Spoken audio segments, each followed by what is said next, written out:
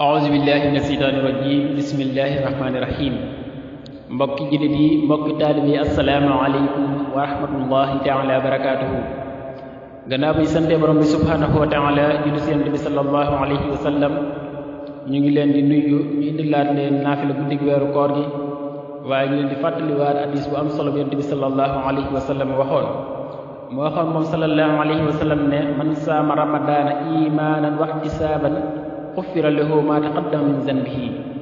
yonent bi sallallahu alayhi wa sallam nee na ku woor weeru koor ànd koog ngëm ak sellal bu ma sëkk suñu borom daal lay jéggal lépp lu jiitu ci say bàkkaar maanaam lépp loo mosoon def say bàkkaar rek naa xam ne suñu borom jéggal na la ko.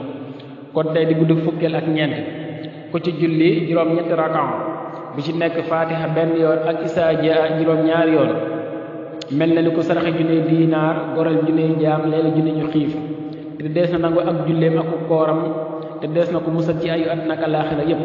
te bu bés penc ba dina bokk ci ñi nga xam ne duñu jàq duñu tiit te des na ko ràmmuloo ci ñi waroon a dem safara lu ko soob mu yóbbu leen aljan te des leen xisaab wassalaamu aleykum wa rahmatullahi taala wa barakaatuhu